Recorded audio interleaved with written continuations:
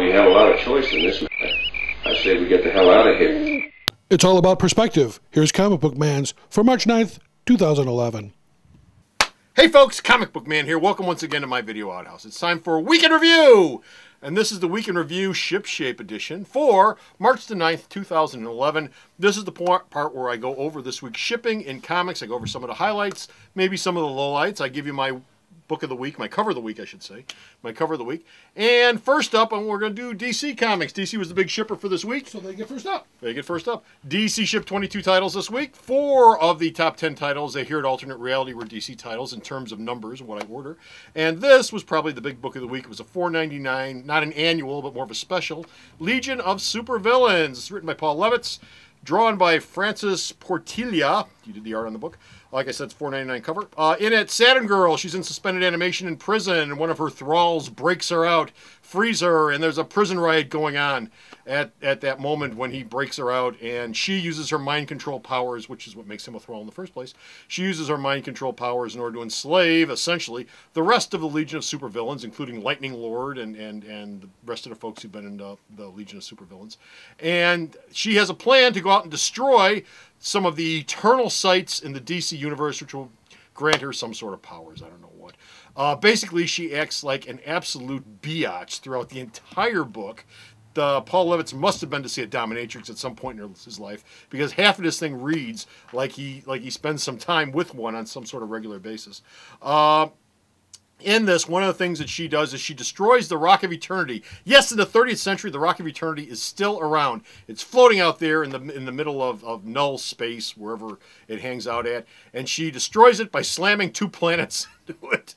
And that's how it gets destroyed. But don't fear, because it probably isn't really destroyed. And if you read the book, you'll see what I mean.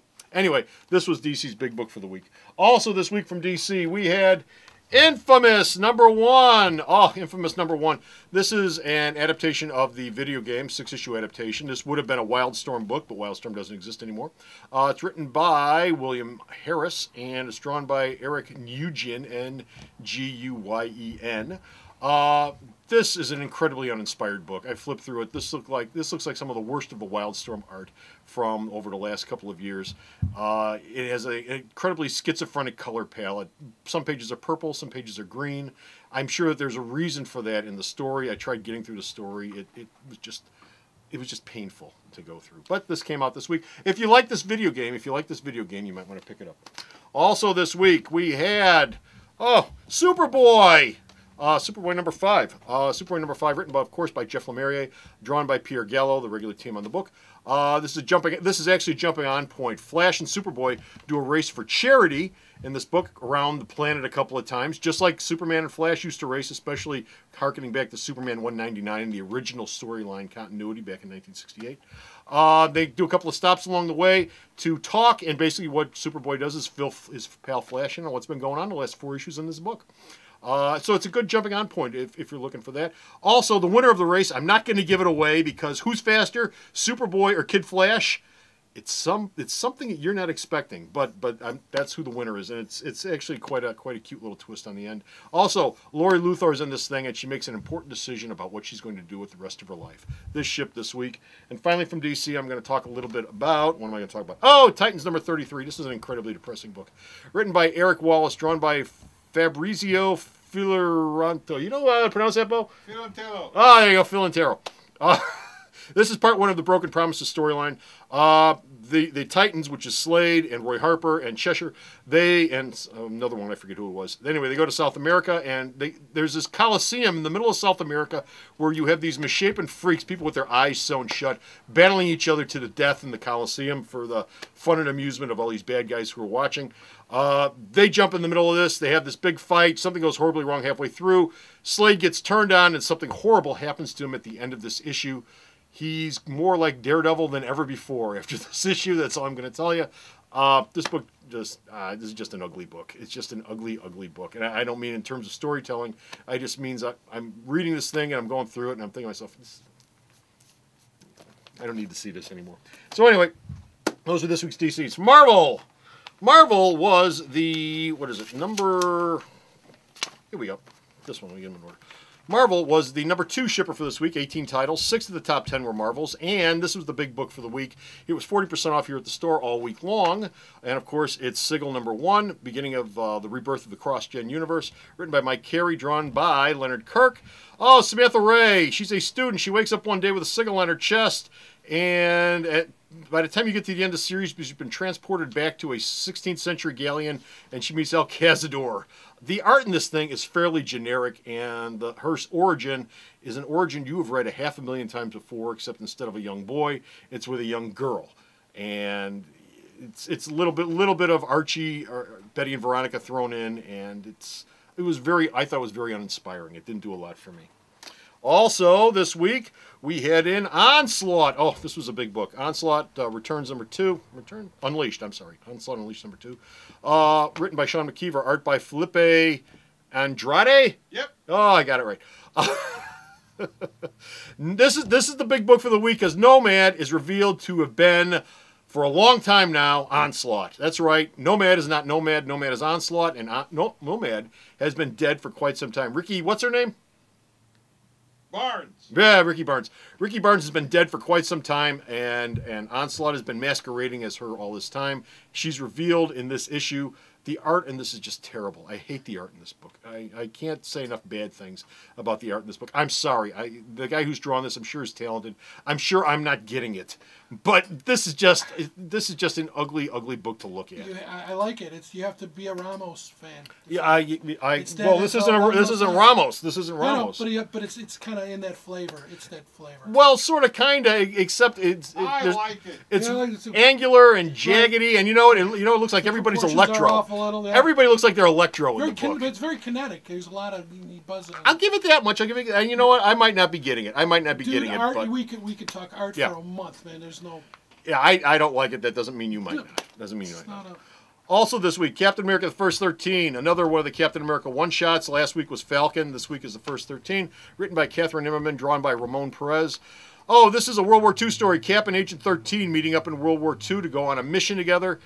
This has got some beautiful sepia tone coloring in this thing, and I really like Ramon Perez's art, unlike the last one I just talked about, Onslaught. Fillade or Andrade, whatever his name was. Well, I really like the art in the thing. I like the sepia tone coloring. It really works. It really works in this book. And also, like with the Falcon book, there's a classic reprint in the back of this book, drawn by Jack Kirby and Johnny Romita Jr. And the contrast is really startling. This is what I grew up reading. Stuff that looked like this is what I grew up reading. The front story with the sepia tone. Whoa! Look at that. Fumba! Oh! Ooh, comic book man! Looks like this. Well, yeah. So you go from this, okay, to 30 years ago when everything looked like, oh, you son of a... It's still in mint This. condition. They're all in mint condition, folks. This to this. There This is you what I go. was trying to do in the Well, first that's, place. That's why then there's more than one person drawing comics. This is what I grew up on, and I love this. Yeah. This I love too. I think this really works There well. you go. So there you go. Last Marvel I want to cover is this Venom number 1, finally shipped this week. Written by Rick Remender, drawn by Tony Moore. Venom versus Hobgoblin in Slobovia, Eastern Europe. It's someplace in Eastern Europe. And for some reason, not Hobgoblin, I'm sorry, not Hobgoblin. Jack-o'-lantern. Jack-o'-lantern. They're so different from each other. They both have pumpkin heads. I know they throw pumpkins around. a They lot. throw pumpkins around. Yeah. There's some really nice Flash Thompson moments in this thing that have nothing to do with the fight and nothing to do with the main story. It's later on Flash Thompson, after he does all the action-y stuff in here against Hobgoblin. He goes home, gets into a fight with I believe it's Betty Brant. I don't remember. I believe it's Betty Brant. And they talk about him. He talks about him becoming an alcoholic. His dad was an alcoholic. About how it's something that's generational in his family. About how he can't escape it. How he'd love to. How he'd try to. And it's a lot of vet stuff. It's a lot of veteran stuff that I really like. The rest of the thing, the front story with all the fighting and the Hobgoblin and everything, was just more moronic stuff. I'm sorry. The best part of this thing is the characterization with Flash Thompson in the back. And also, there's something odd with this book. There's fuzzy printing on parts of this. And I don't mean the art. I mean the printing. Some of the pages are very clear, and some of these pages look kind of blurry. And I'm not quite sure what the deal is with that. Of course, I can't find one right now. But Yeah, maybe it was the copy I was looking Comic Book at. Man reading this late at night? No, I was reading this about 2 hours ago. Okay. But some of the pages look blurry, some of the pages look clear. It might have been the issue I was looking at. I didn't see that in here, but beware of that if you're going to buy this book. And that was Marvel for this week. Indie Comics. Oh, the fine folks over at Moonstone shipped 2 books of note this week. Actually, they were the 4th largest shipper, I think, for this week, which is odd for them. Moonstone. Yeah, that sounds right. One of the books they shipped was this. Captain Action and the Green Hornet. Now, if you look at this cover, and it came with 2 covers, by the way. If you look at this cover, there's Captain Action in his flying car, and here's a Green Hornet and a Black Beauty, and Captain Action, the Green Hornet.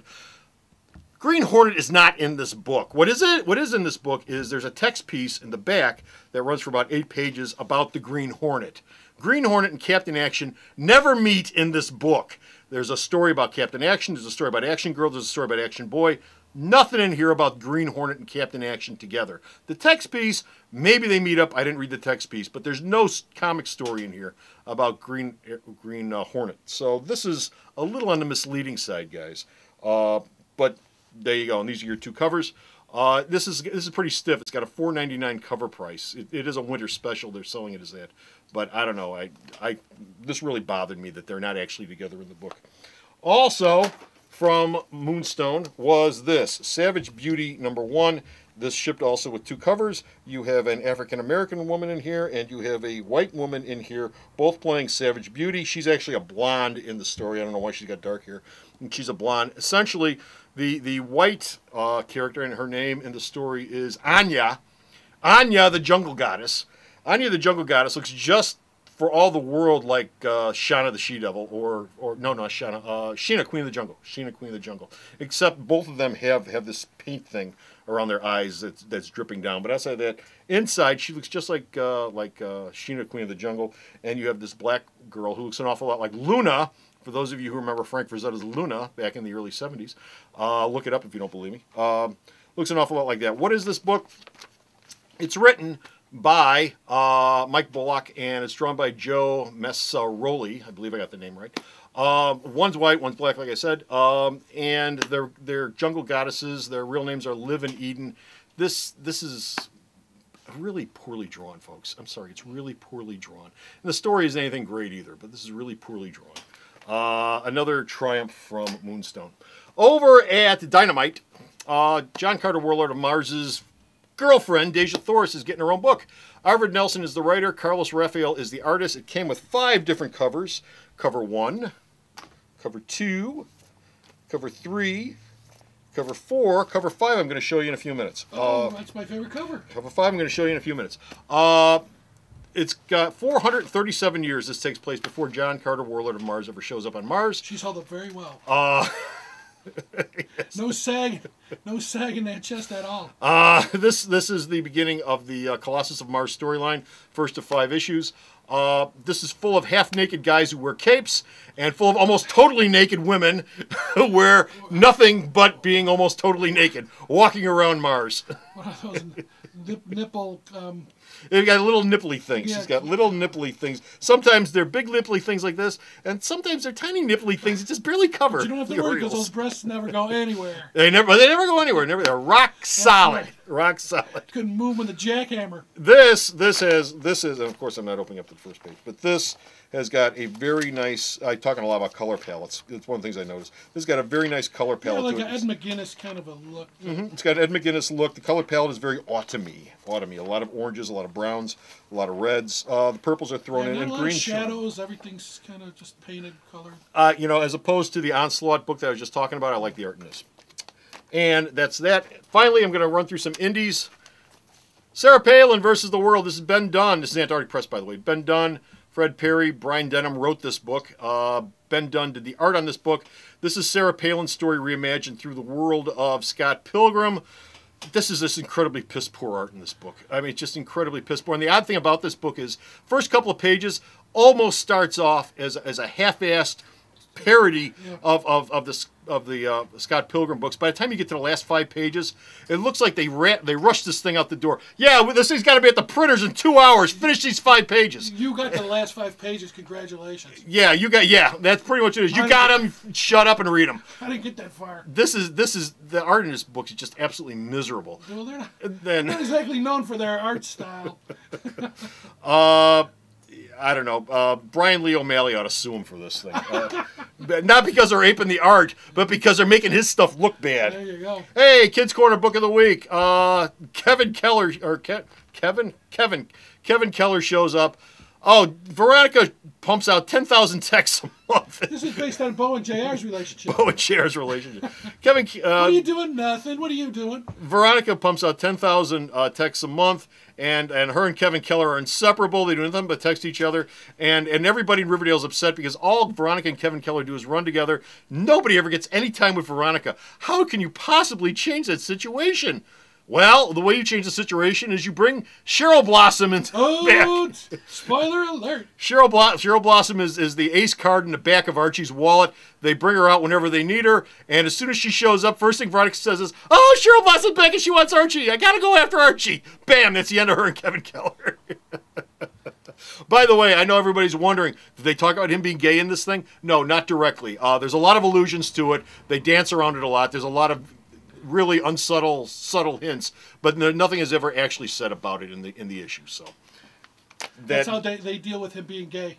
Yeah, you deal with it by not dealing with it. By not dealing with it. Soulfire shipped with 3 covers this week. Soulfire 0.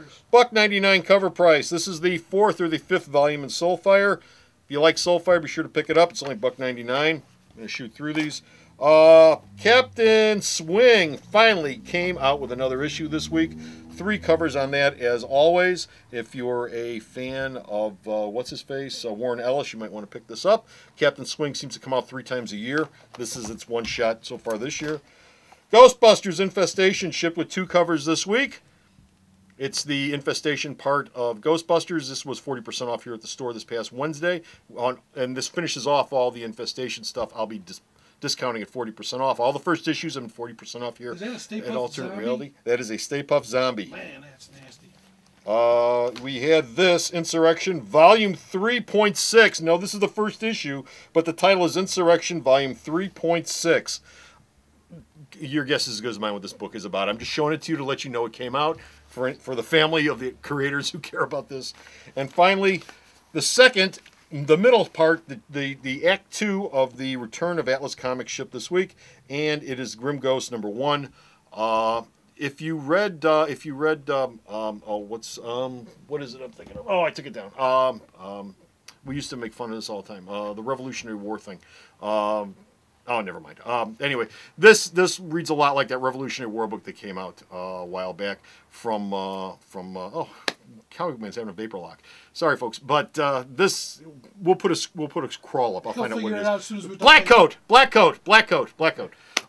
This reads a lot like that, and the art is very uninspiring in this book. Anyway, last thing I want to get to is Comic Book Man's cover of the week. I know what it is. Which is Warlord of Mars, Deja Thoris, Art Adams cover. Oh, man. Why is this Comic Book Man's cover of the week? You already know. Because even at 52 years old, this still stirs the loins. Art Adams is an absolutely gobsmacked, gorgeous artist. He does women spectacular. Can't say enough great things about Art Adams in this cover. That's it. We're done. We're finished. We're out of here. That's the Week in Review Shipshape. I'm going to go now and do some shop talk with this guy behind me who's been working on it. And so check out the store's website for more Shipshape weekend reviews and regular Shipshape and all the shop talks we do. And until next time, this is Comic Book Man saying, see you in Shop Talk. Cool. The Video Outhouse is brought to you by some of the finest people willing to work for free. This is a list of some of them.